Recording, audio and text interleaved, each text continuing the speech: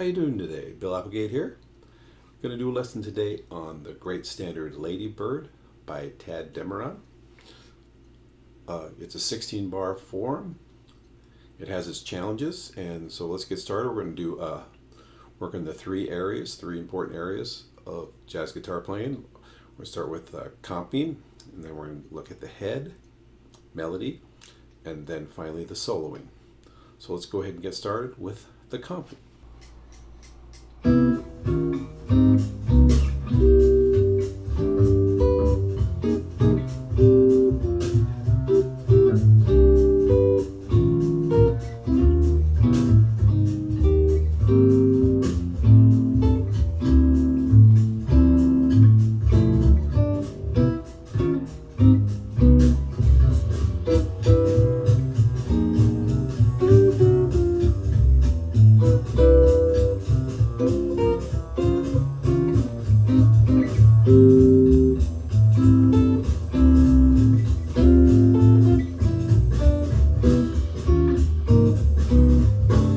Okay, so the intro is just the same as the turnaround. It's kind of a famous turnaround.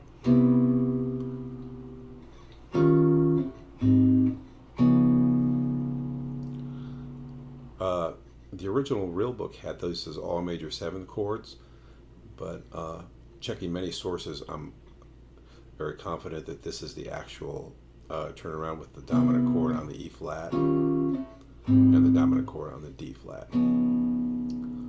I've heard it said, I don't know if it's true, that this helped John Coltrane come up with giant steps. Okay, going on here, starting at the beginning.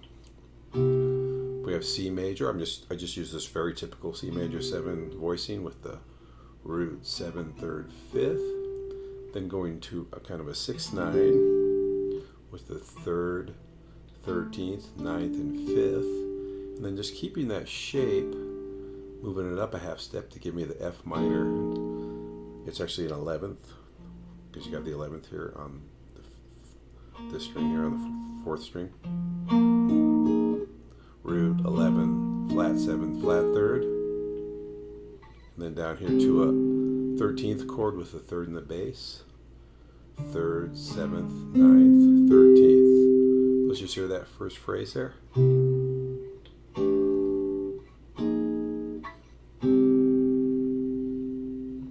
Sometimes I'll resolve that.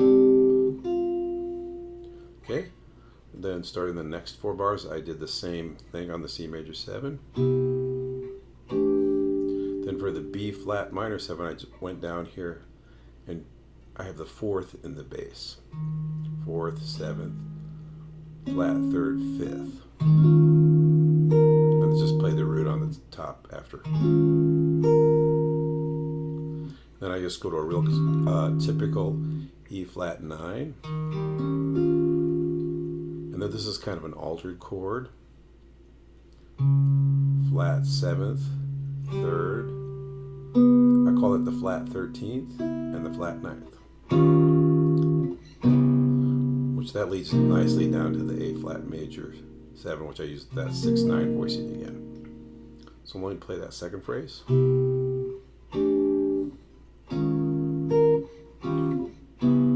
Like I said, I went to the A flat with the 6/9, so it's the 3rd, 6th, 9th, 5th.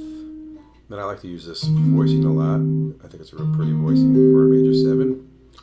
It really looks like an E flat 6, and it's the 5th, the 9th, 3rd, and the 7th. And then the same thing I did on the B flat minor 7, I do on the A minor 7. 4th, flat 7th, flat 3rd, 5th, going up to the root. And then your D9 chord, 3rd, 7, 9. Okay, to go into the D minor 9, I just flat the 3rd. So I just move this first finger down. It's actually a D minor 9. G7, I use the G13, the same one I used on the B flat earlier. 3rd, 7th, 9th, 13th. And then on the turnaround, real typical C major 7, root 5, 7, 3, E flat 9, root 3rd, 7, 9, real typical A flat major 7 voicing, and real typical D9 voicing. Okay, let me play the whole thing once.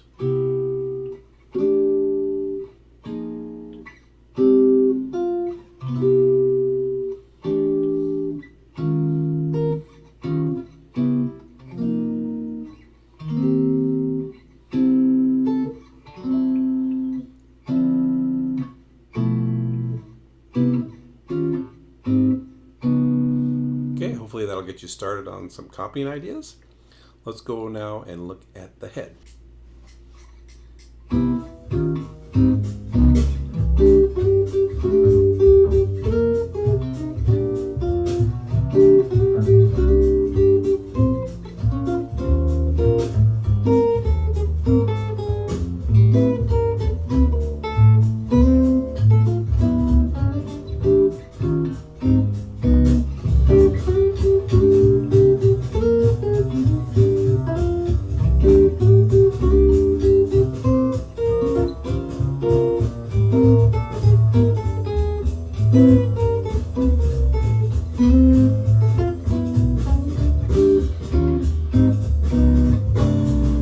A few things I'd like to mention before I start teaching the head.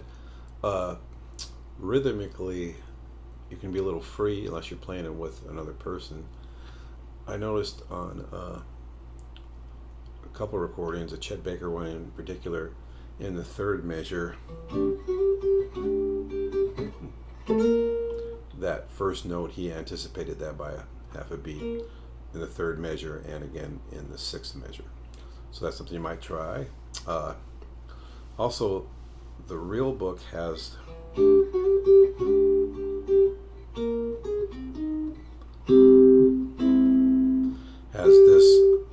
the second note in the fourth measure has it playing the sharp 11, this E instead of the F. The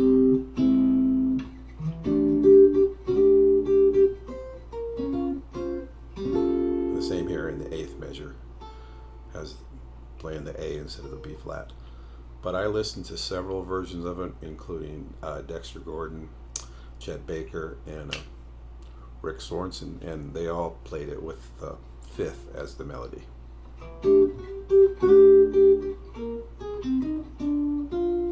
So I guess that's a little disclaimer there. So here I'm going on, starting at the beginning. So I'm playing that 6/9 chord I used earlier. What I do is I hit the third here. This is actually the first melody note. This is G. So I use that E to get me started.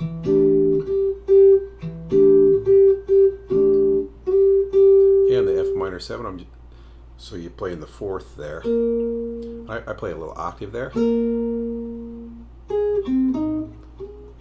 it's just the voicing of the F minor 7 there in the melody. So, and here I'm just using the 13th and then playing the 5th. So it sounds like this.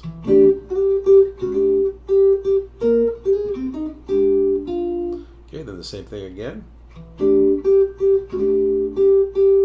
Okay, here the C there, the 9th.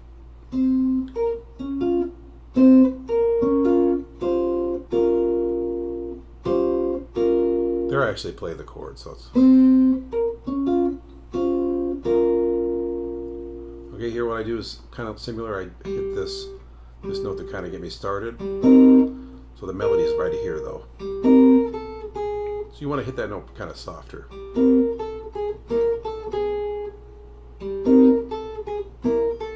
This is like an A major 9, huh? Then going up to the A minor 7, similar thing. You're going to want to play the D9. It's actually the 13th when you play that note. So let me play that whole section.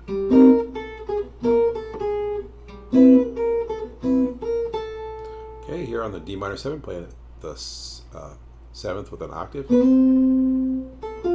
Just the single notes there. Then a G13 anticipated in the next measure. Sharp 11 up to the 5th.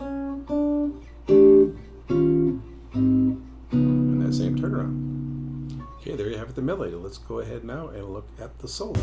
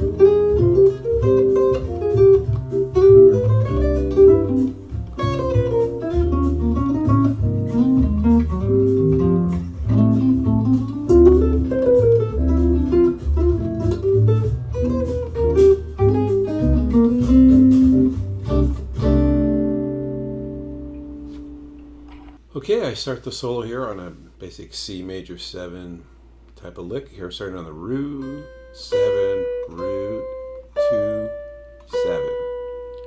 If you're going to sustain a note on a high note on a C major 7 chord, it's best not to do the root. It's to hold that root out too long, because it can kind of create a dissonance there that's not always that pleasant. So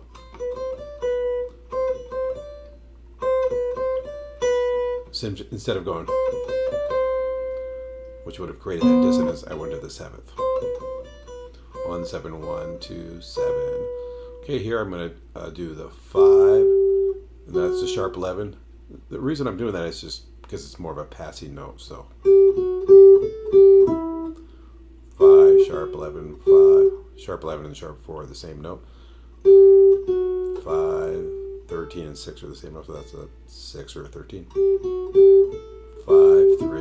Okay, going to the F minor 7. Starting on the 3rd of it. Root 2, 3, 4. You can think of this as 9 of the B flat 7th. 9, 7, 5. Okay, neat little lick here I came up with. 5, 3, 1. 9, 7, 5. 6, 5. And there's that sharp 11 again. 6, root 3. Here we're just using chord tones. Root 3, 5. Flat 3, of course, for the minor 7th. Root 3, 5, 7, 5, 3. Okay, some passing notes here, starting on the 9th. 9th, and then the sharp 9, I guess you could call that. But it's really just a passing note to the 3rd. 5, root, and that's the major 7th, but that's also like a passing note. Okay, here I use an enclosure around the 3rd, so it's the half step above the 3rd, to a half step below the 3rd, to the 3rd, and then 5th, 7, 9, root 7, 5, 6, 7, 5, 3, root. Then slide up to the A natural, which is the root of the A minor. And this is just chord tones. 1, 3, flat 3, of course. 1, 3, 5, 7, 5. The 3rd of the D, and then a kind of a passing type of thing. 3rd flat. You could think of it as a sharp 9, I guess, if you want. 4, 5. That flat 13 is really a passing note too. Ending on the 13th, which is in the melody there, so that's why I use that. Then started on the 7th. Then we're basically doing a kind of a enclosure around the 5th. So basically 3 notes above the 5th, even though that is the 7th. and then one note below the fifth, ending on the fifth. And then to the flat third, another enclosure here around the third of the G, and then seventh chromatically down to the fifth. Root 7, root 9, and then arpeggio of the E flat. 1, 3, 5, 1, 7, 1, 7, 5, 3. And then this is the flatted seventh of the D flat. 5, 6, 7, and you're back to the C again.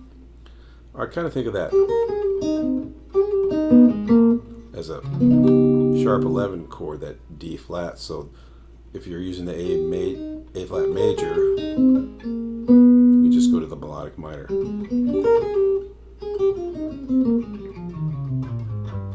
Then for them.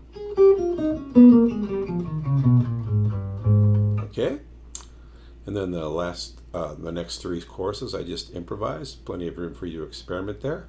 Let me play the whole solo a little slower, so you can play along with that if you want. One more time.